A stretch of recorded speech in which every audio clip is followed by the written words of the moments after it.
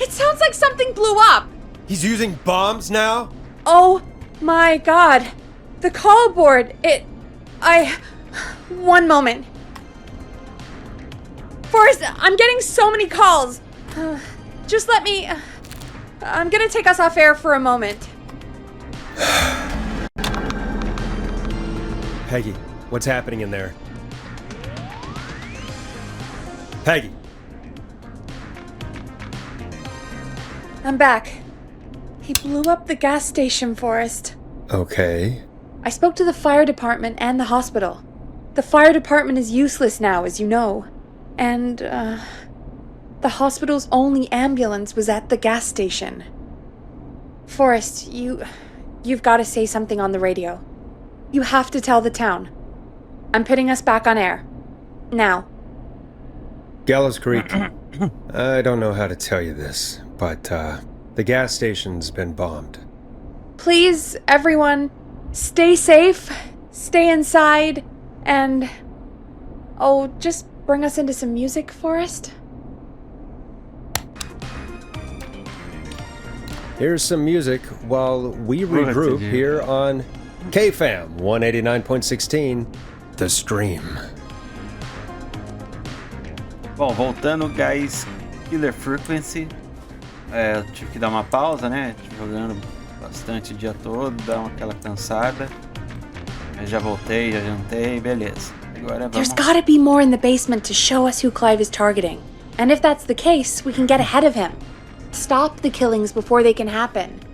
Forrest, we need to go back down. By we, you mean me, right? Yep. Like I said, I need to handle all these calls. Maybe start with that creepy mannequin room you mentioned before. I still have a lot of questions about those, by the way. Me too. Bom, tava com cagaço de ir lá. Com medo do...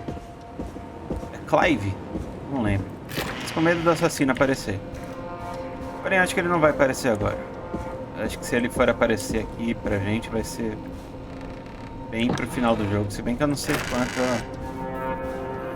quão longe eu estou do final do jogo, né? Mas acho que não vai aparecer por agora, não.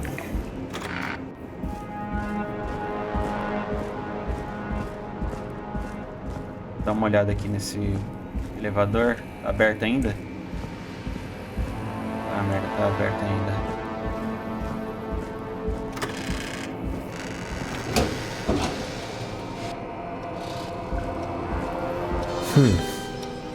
A key? Was this always here? I must have missed it when I brought everything upstairs. Ih, onde que você viu uma chave? Ah, não, você tá pelo aqui não. E depósito do porão.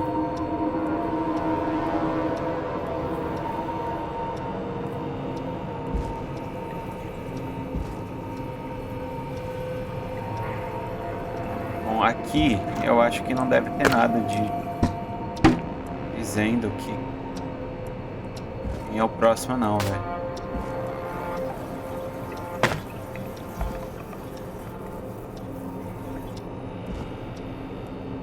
Vamos lá no depósito.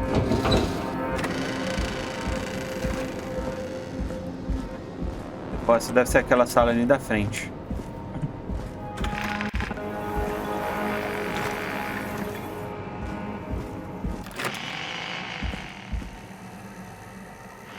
A música parou. Hey, Forrest! Peggy, give me some warning before yelling down the intercom? Sorry. Buzz the intercom when you find something and want to discuss it. Beleza. Então.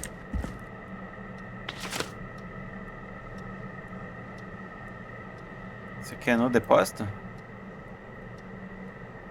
É isso aqui. Ou não?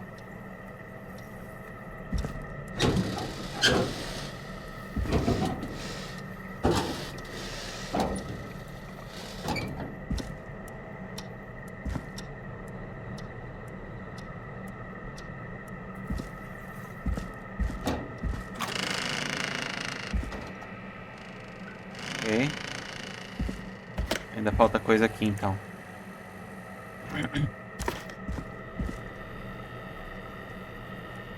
Lenkevino é a mesma...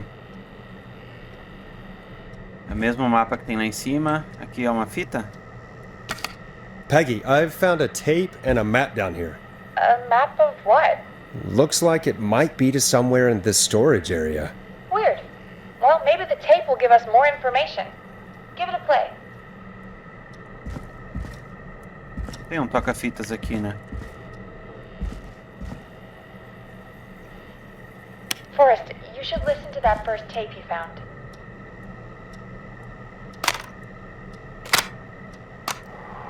George Barrow, 1968. That's when this all began for me. Follow the maps, find the tapes. I'll be waiting. Wait, George Barrow?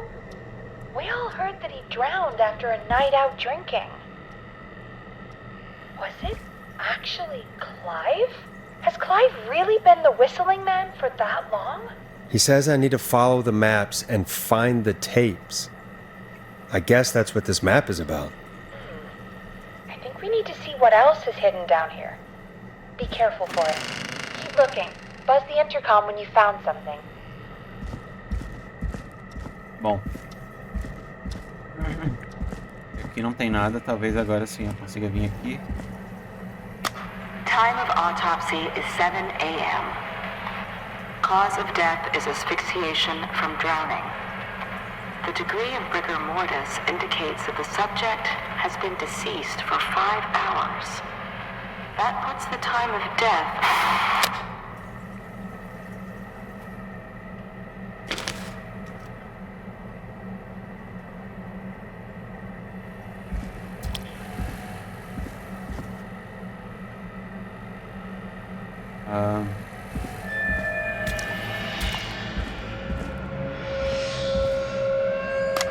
Small lacerations to arms, legs, and face, typically obtained by running through foliage. Severe blistering to the feet, as though the deceased had been running without stopping.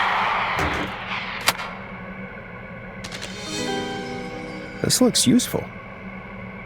Departamento de Polícia, Cidade de Gallows Creek. Número do caso 983-A56. Data do relatório 3 de setembro de 68. Feito por xerife Jane Matthews. Relatório detalhado. Às 4 da manhã foi recebida uma ligação de uma corredora, a senhorita Sandra Sharp, relatando que um corpo fora encontrado à margem da represa. Dirigi até lá para investigar e identifiquei no local o corpo de George Barrow. Entrei em contato com o necrotério e com os pais do garoto. Eles informaram que não o viam desde as 19 horas do dia 2. Aqui aonde? Uma caixa de papelão.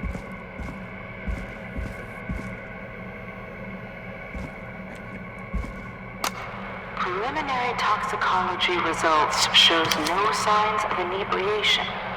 However, a high amount of cortisol was found, indicating elevated levels of stress in the immediate moments before death.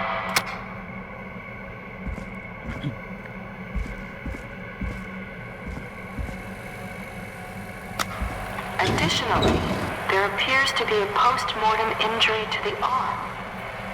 It looks like it was trapped in a car door.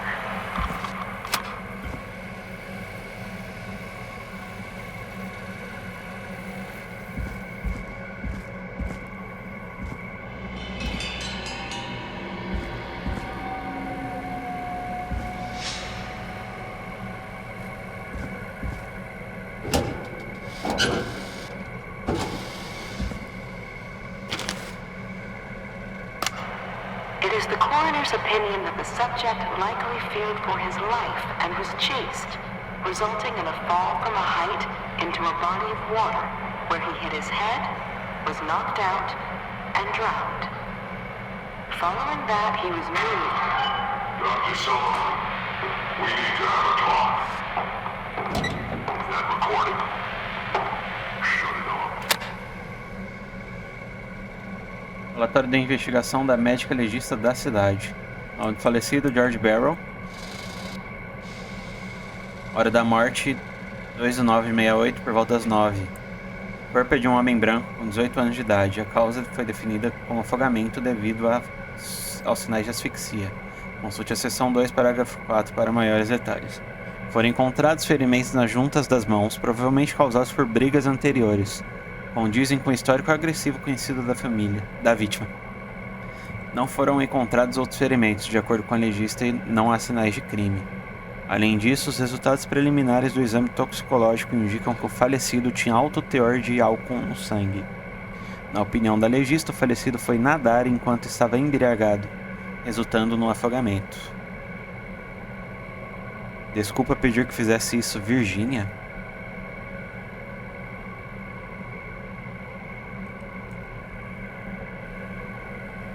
A gente salvou a Virgínia, né?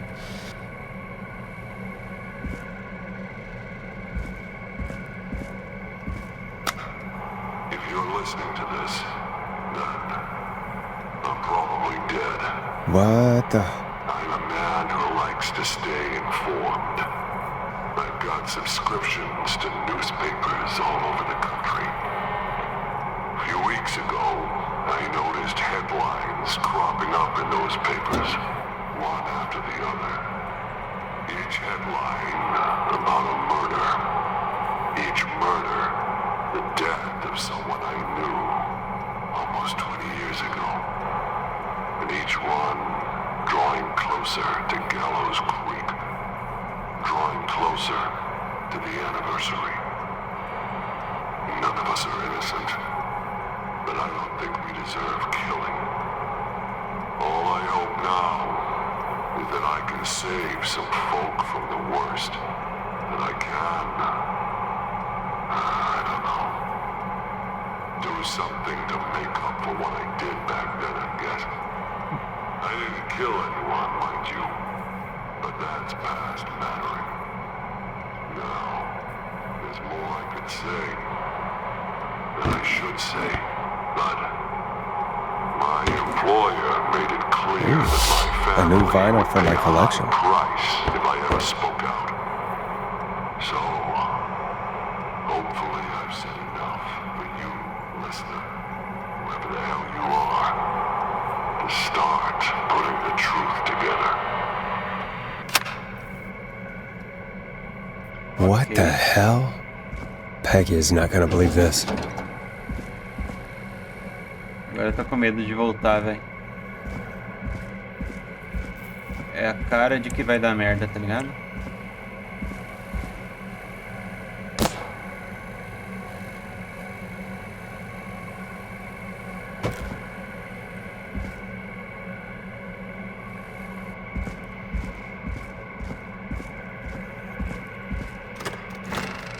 Talvez eu encontre um assassino maluco, esteja tentando matar todo mundo.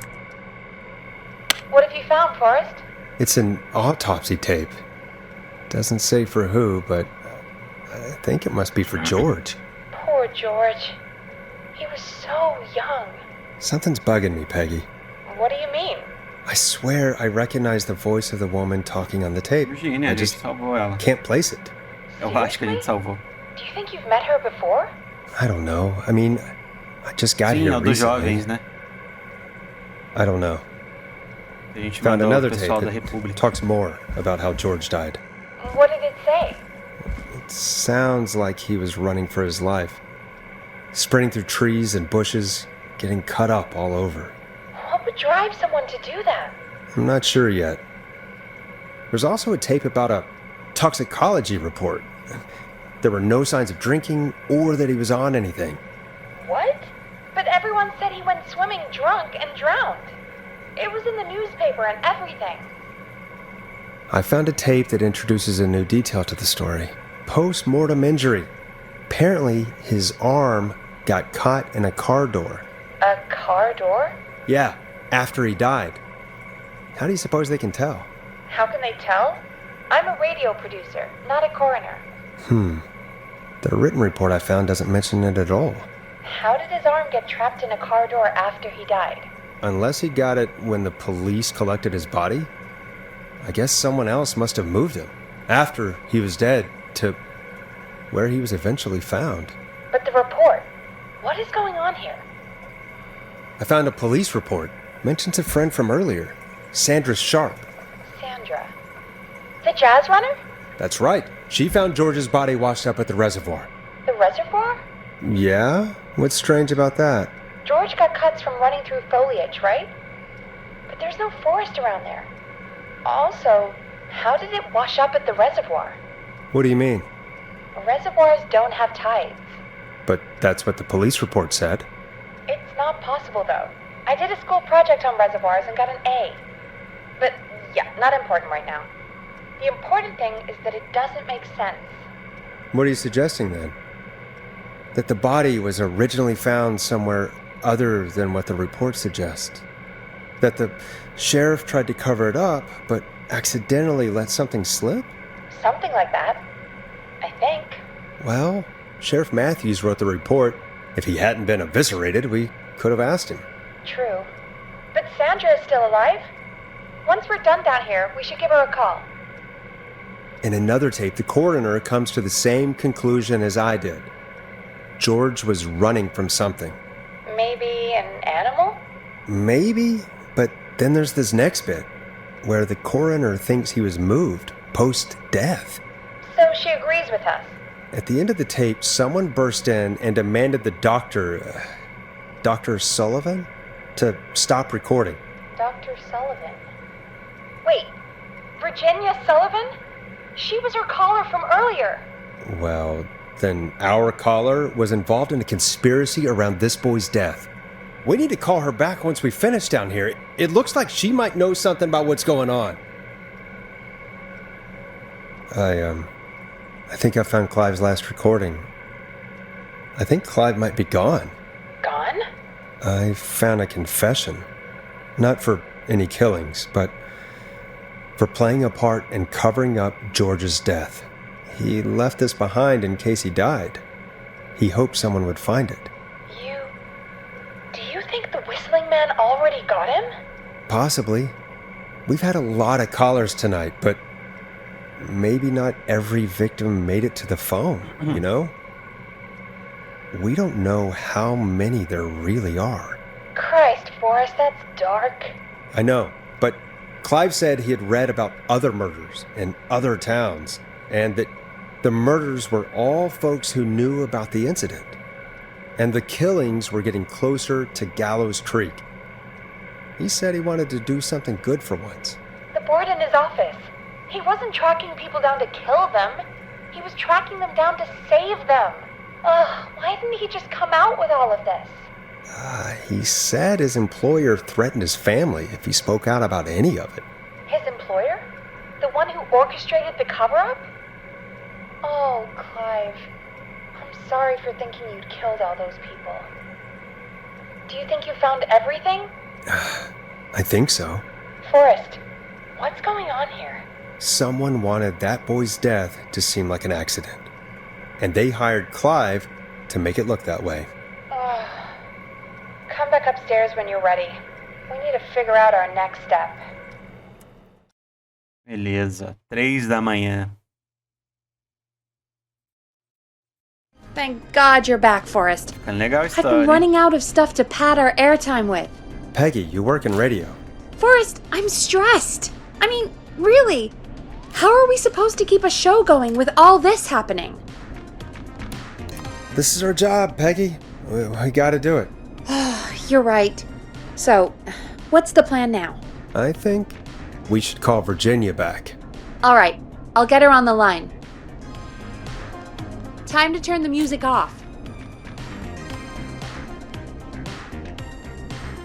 Já esqueci aqui. Hello again, Gallows Creek. This is Forrest Nash.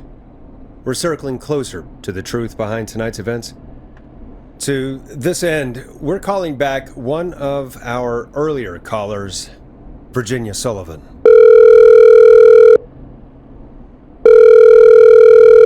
Fredman Plunker here? Who's this? Is it you? Goose? Plunker, hey, it's the radio man, Forrest Nash. Radio Man? What's up? Solving mysteries, saving lives. The huge. Right on. Plunker, what are you doing at Virginia's house? She asked if we could stay to keep an eye out for that whistling turd. So we're hanging out, bro. Well, that's big of you, Plunker. No, it's nothing. Can I speak to Virginia? Sure thing, Radio Man. I'll just go get her. Who is this? Hey, Virginia, it's Forrest. I'm glad you're still okay. Oh, Forrest. Sorry, I'm still jumpy. Sorry to hear that, but listen, hey, we need to talk. Conversar, né? What about? We're calling because we think you can help us understand why this is happening tonight. Me? What would I know? Does the name Clive mean anything to you? Clive? No. I don't know that name. What are you asking about this for? Tá se fazendo de sonsa, You então. mentioned that name earlier when you called us the first time. I don't know what I said then. I was petrified, Forrest. Clive's the janitor at our station, and we know you spoke to him in the past. Forrest, please. You don't know what you're doing. He'll come for me. Virginia, it's okay. Clive won't be coming after you. We think Clive's dead. Dead? But isn't he? He's the whistling man, Forrest. Why are you so certain Clive's the whistling man? Because all those years ago, It's okay, Virginia. He's gone. We found evidence to suggest well... And we found your autopsy reports for George Barrow. How? I saw him destroy them. Well, he didn't. I don't know if he kept them or made copies or what, but we found them, and we know it's related to what's happening tonight, which is why we called you. Why did you stay quiet? All right. One day, I came into work to find a boy on my slab. And as I finished the autopsy, this man, Clive, he just burst in. And he started making demands to give over the reports, to falsify what I found. Of course I said no. But, well, when someone wants to make you do something, they can use the carrot or the stick. For me, he used both. You see, my sister is sick. She has a chronic condition that's never going away. It's expensive to treat, and it was getting to where I couldn't afford it. And Clive promised me that his employer would pay for my sister's treatment if I did what he said, and that if I ever spoke about this, he'd beat me to within an inch of my life. I don't know why he had me do it, but my sister needed me. You have to understand, she needed me. We understand. Thank you, Virginia. That was brave. God, I just want this nightmare to end. This will help end it, Virginia. Thank you. Stay safe, Virginia. Tá. E a Carrie? Tudo bem que ele não matou ela, mas por que ele foi atrás dela? So, Virginia is tied up in all of this. Clive threatened her to keep quiet about George's death. But for who? Why cover up these details? Well, we know Sandra was involved in George's death. Do you want to call her? I do. Alright, but before we go asking questions, I think we should know what we want to ask. Is that fair? Yeah, we need to ask her about finding the body. She was the one who discovered it, but something just doesn't add up. 100%. She knows more than she's saying. I wonder what she's hiding. We'll hopefully find out soon. Anyway, just be careful when you're talking to her. Don't push too hard. We don't want her to hang up. I'll be careful. Alright, calling her now. Hopefully she's at her jazz studio. Sandra é a moça que pediu Aha! o Forrest, DVD you're lá? through. Hello, this is Sandra at Jazz Pizzazz Jazz Studio. Who is this? Hello again, Sandra! It's Forrest Nash of 189.16, The Scream. And you're live on air. Oh, I always thought folks called into a radio show, not the other way around. How jazzy. What can I do for you? Well, we're trying to understand what's behind the attacks tonight.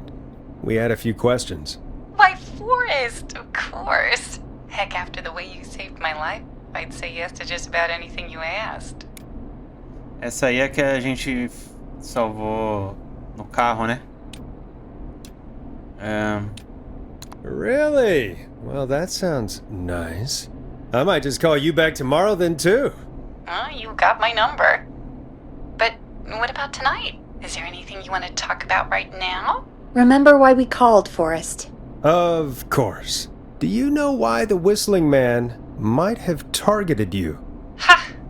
As far as I could tell, he was just a knife-wielding psycho with superhuman cardio. He'd have chased after anybody. Right. Well, we think he might be chasing specific people.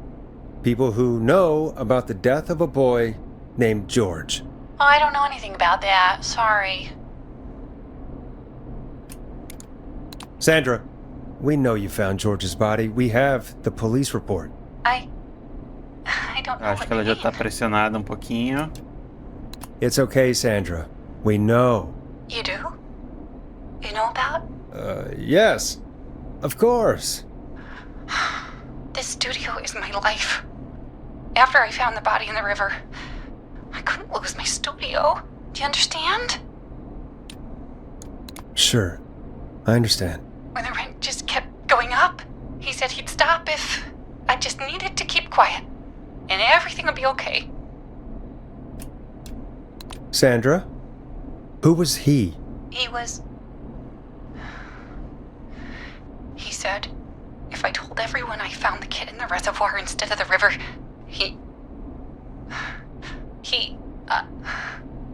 I'm sorry. I can't do this. And she's gone. I don't think that could have gone any better. Tá bom. You truly did great, Forrest. Well, folks, if anyone out there has any thoughts on what's going on tonight, please call in. That's good timing. We've got a call waiting just this second. Welcome to 189.16 The Scream with me, your host, Forrest Nash. Hi, Forrest! I know this is really out of the blue with everything O cara da happening tonight, pizzaria, né? but I wondered if you could send a special birthday message to Oh, no. my uncle. You know what? I'd welcome a change of pace. I'd be glad to. Thank you, Forrest. He's my Uncle Ronnie. His first name's Peter, but he never liked his name. But since he always had salt and pepper hair, even as a kid, Auntie. can you believe it? Folks always called him Pepper. Thanks for the history lesson. Is there anything besides happy birthday you would like to say to Mr. Pepper? Oh my god damn it! Yes! Tell him he can get the best birthday deals and party packages here at Putney's Pizza, starting at You son of a bitch! Stop calling us! Sorry, Forrest. Let's just move on. We've already got another caller on the line. Pepperoni. Maldito ponte, sério. This is 189.16 The Scream. I'm Forrest Nash. You're on the air, caller.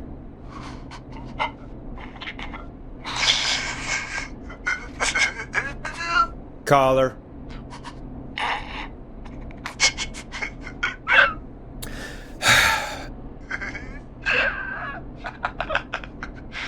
Ponty. Ponty's Pizza always delivers! Come rain or sleet or whistling man, we'll be there!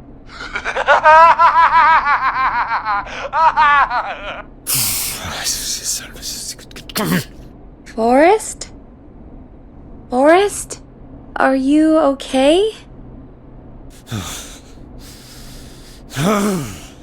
Forrest? I hope the Whistling Man gets him with his own pizza slicer. Jesus, Forrest? Sorry, that was too much. It's okay. It's been a high-stress night. Don't worry about him anymore, okay? Not for tonight, anyway. I think he's spent for now. We've got another call, whenever you're ready.